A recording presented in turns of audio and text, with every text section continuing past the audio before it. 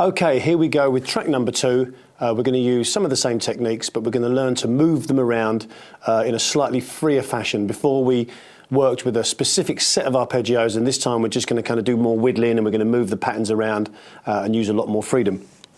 Okay, we're going to be in the key of A here. It's like a sort of an A minor rock groove that we're going to be playing over, and we're going to use notes solely from the A minor pentatonic in the left hand, and then we're going to use almost all notes from the A minor pentatonic in the right. So let's look at the left hand notes first. We're going to be using predominantly these notes, which is going to be 3 to 5 on the low E, then 3 to 5 on the A. Okay, then we're going to move up and play 5 to 7 on the A, 5 to 7 on the D, 5 to 7 on the G, move up, play 7 to 9 on the G. Okay, then we're going to play 8 to 10 on the B, 8 to 10 on the high E. And I'm sure you'll all recognise that those notes are from the A minor pentatonic scale. Obviously these are as well, and there's no reason that you can't use those, but just for the purpose of demonstrating how to move this around, we're going to use these notes. Now, the tapping finger is going to play all the notes on the 12th fret, all these. Okay, now you'll notice that the B is not in the A minor pentatonic scale, it's the C, but it still sounds good when you play these things. It doesn't really make any difference, especially at the speed we're going, so there's no point in just kind of moving up for the sake of one thing. So strictly pentatonic with the left hand, and then we're going to add that B with the right. So remember the first arpeggio we played, the E minor. Technique's going to be exactly the same, except we're going to just rip through all these positions of the notes that I just showed you. So here we go.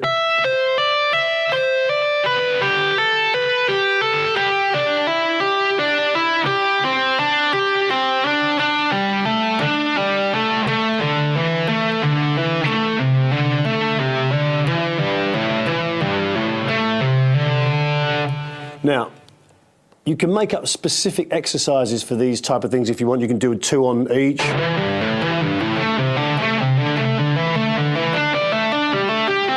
Or 1 on each. But the idea, or what I want you to get into, is just being really free with it. So mixing it up all the time.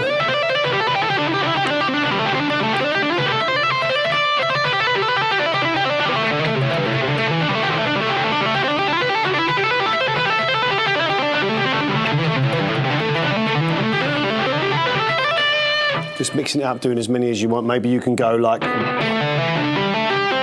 went up 3, then back 1, then up another 3. So, back 1, up another 3, back 1, up 3. Okay, maybe you can stay on 1 and then move a little bit. But basically, just, you know, practice the technique and then try and learn to move around and be free with it, so that when you're playing solos and you just want to kind of rip out a bit of tapping, you're not restricted to playing the same thing all the time. And it'll also help you that when you start jamming, the problem is if you practice everything set all the time, if you go up and jam with a band in a pub or whatever, if they're not playing a tune that's the tempo or the feel that you're used to, it might be hard for you to instantly adapt. I like techniques that can adapt to situations that I don't know what's coming up. Suddenly it's a different tempo, but I can kind of get in there and make it work somehow. Anyway, let's do this along with the backing track, see if we can make it sound sensible in some way.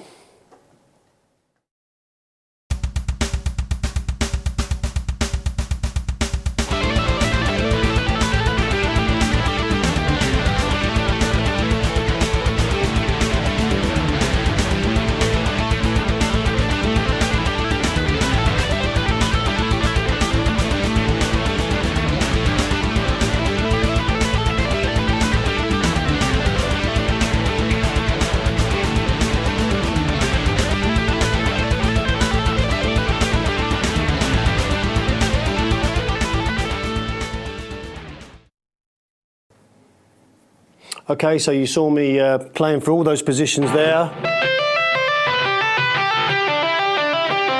And being fairly random. If you just want to go across the basic pentatonic, no problem.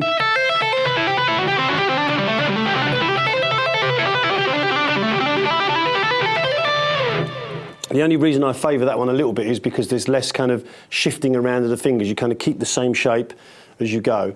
Okay, so the second one we're going to do, just a quick demonstration, is the second technique that we learned, where we were going basically.